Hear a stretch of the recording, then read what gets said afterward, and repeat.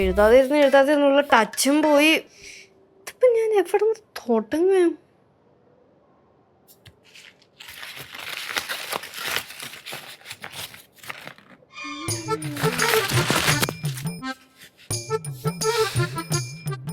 ഇവിടെ ഇരിക്കണോ? കണ്ണു കണ്ടുകൂടി. ഇവിടെ എന്തുമാത്രം ജോലി എടുക്കണം അറിയാമോ അടുക്കളയില്? എന്റെ അമ്മായി, ഞാനിവിടെ എഴുതാനുള്ള തയ്യാറെടുപ്പിലാണ്. അമ്മായി ശല്യപ്പെടുത്താതെ പോയേ. എന്തോടെ ആര് ചെയ്യും പിന്നെ ഇത്രയും ജോലി? ഞാൻ ഒറ്റയ്ക്കൊന്നും എനിക്ക് ചെയ്യാൻ പറ്റൂല ലച്ചു. അമ്മമ്മ ഉണ്ടല്ലോ, അമ്മമ്മേനുമില്ലേ, അമ്മമ്മ ചെയ്തോളൂ. അമ്മയാ? എടാ, ഇത്രയും പ്രായ ഒരാളെ കൊണ്ട് ഇത്രയും ജോലി ചെയ്യിപ്പിക്കണം നല്ലതാണാ? നീ പറ. നമ്മളിങ്ങനെ ഇരിക്കല്ലേ, നമുക്കിതൊക്കെ ചെയ്തു കൊടുത്തൂടെ ലച്ചു? ഒന്നുമില്ലെങ്കിൽ നിന്റെ അമ്മമ്മയല്ലേടേ, ആ ഒരു പരിഗണനെങ്കിലും കൊടുടേ. അമ്മായി ഇരി. എന്തിന് ഇരിക്കണോ? പറ. അത്യാവശ്യം നല്ല രീതിക്ക് അസൂയുണ്ടല്ലേ? എന്തിന്?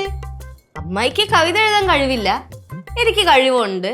അപ്പൊ എങ്ങാനും എനിക്ക് ഫസ്റ്റ് പ്രൈസ് അടിച്ചു കഴിഞ്ഞാ അമ്മായിക്ക് അത് സഹിക്കില്ല. അതുകൊണ്ടല്ലേ എന്നെ അടുക്കളയിൽ ജോലി ചെയ്യാൻ വിളിക്കണത്. അയ്യേ, ഞാൻ അതുകൊണ്ടൊന്നല്ല വിളിക്കണേ. അങ്ങനെ നീ എന്നെ താഴ്ത്തി കെട്ടാൻ നോക്കണ്ട.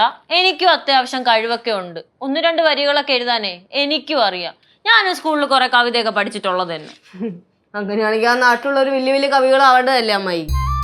അമ്മായി, ഈ കവിത എന്ന് പറയുന്നതേ ആത്മാവിനെ തൊടുന്ന വാക്കുകളാണ്.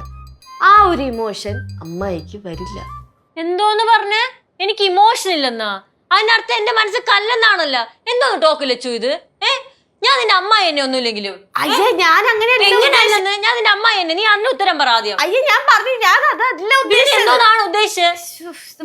വീണ്ടും തുടങ്ങിയ രണ്ടും കൂടെ നോക്കിക്കേ അമ്മമ്മ. എഴുതാതിരിക്കട്ടെ, എന്നെ എഴുതാൻ സമ്മതിക്കുന്നില്ല. അടുക്കളയിൽ വന്ന് ജോലി ചെയ്യാൻ. പിന്നെ അമ്മ ഒറ്റയ്ക്ക് അവിടെ കിടന്ന് ജോലി ചെയ്യുമ്പോ ഞാൻ വിളിക്കൂല അവളെ. അമ്മമ്മ, ഞാനിവിടെ എഴുതാൻ വേണ്ടിയുള്ള ചിന്തയിലാണ്. ചേച്ചി എന്തോന്നമ്മ ഇത്? അമ്മായിക്കോ എഴുതാൻ കഴിവില്ല. അങ്ങനെ എഴുതാൻ കഴിവുള്ളവരെങ്കിലും അടിച്ചു കയറി വരട്ട്. കേശു, നീ പറഞ്ഞത് കറക്റ്റ്. എന്തോന്ന് വർത്താനോടാ? നീ അവളെ കൂടെ ആയാ? എനിക്ക് കഴിവില്ലെന്ന് നിനക്ക് എങ്ങനെ അറിയാം? മോൾ അടുക്കളയിലോട്ട് പോയി ജോലി ചെയ്യേ. കഴിവുള്ളവർ എഴുതട്ടെ. എന്തോന്നമ്മ, അമ്മ അവളെ ഭക്ഷോ? ഇത് ഭക്ഷണം പിടിക്കണതല്ല, അമ്മൂമ്മ സർഗാത്മകത പ്രോത്സാഹിപ്പിച്ചതാ. അത് കറക്റ്റ്. എന്നാ നിങ്ങൾ ഒരു കാര്യം കേട്ടോ, ഞാൻ ഈ മത്സരത്തിൽ പങ്കെടുക്കാൻ പോണ്. എനിക്ക് 1-2 വരികൾ എഴുതാൻ പറ്റും. താൻ നടക്കണ വല്ല കാര്യം പറയണു? നടക്കണ കാര്യോ? എന്നാ ഈ ശാർക്കര ഗൗരി ഇവിടെ പ്രതിജ്ഞ എടുക്കുകയാണ്, ഇതിന്റെ 1ാം സമ്മാനം ഞാൻ അടിച്ചിരിക്കും. മോളെ, ഇങ്ങനെയുള്ള പ്രതിജ്ഞയൊക്കെ എടുക്കണോ? ശ്രീകുട്ടനോ ഇവിടെ ഇല്ലാത്തതാ. ശ്രീകുട്ടനുമായിട്ട് എന്ത് ബന്ധം? വാശിക്കാണെങ്കിൽ ഞാനും വാശിക്കാണ്. ഇതിന്റെ 1000 രൂപ ഞാൻ തന്നെ അടിച്ചെടുത്തിരിക്കും. അതാണ് സ്പിരിറ്റ്. ഇതാണ് ഞാൻ സ്വപ്നം കണ്ടെന്റെ പാറമട വീട്. ചുമ്മാ ഓരോ ലൊട്ടിലൊടുക്ക് കാര്യത്തിന് നടന്ന് അടിയുണ്ടാക്കാതെ ഇതേപോലെ സർഗാത്മകമായ കാര്യങ്ങൾക്ക് അടിയുണ്ടാക്കുന്ന ഒരു പാറമട വീട്. എന്തായാലും നോക്കിക്കൊണ്ടിരിക്കണം. അപ്പൊ എഴുതണില്ലേ? പോട്ട് സമയം. പേന വേണമെങ്കിൽ അവിടെ ഇരിപ്പുണ്ടേ. എന്റെ അമ്മൂമ്മ ഒരു കൈ നോക്കാത്തെന്ത്? അമ്മൂമ്മ എഴുതുമ്പോളേ പണ്ടത്തെ സാധനമൊക്കെ കിട്ടും. അയ്യോ, ഞാനില്ലേ.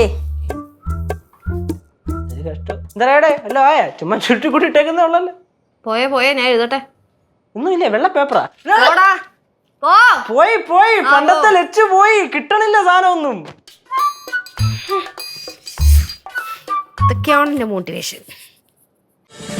ഫ്ലവേഴ്സ് ഒരുക്കുന്ന കാഴ്ച വസന്തം യൂട്യൂബിൽ പ്രേക്ഷകർക്ക് ലൈവായി കാണാം. ഫ്ലവേഴ്സ് കോമഡിയിൽ ജോയിൻ ചെയ്യൂ, ആസ്വദിക്കൂ.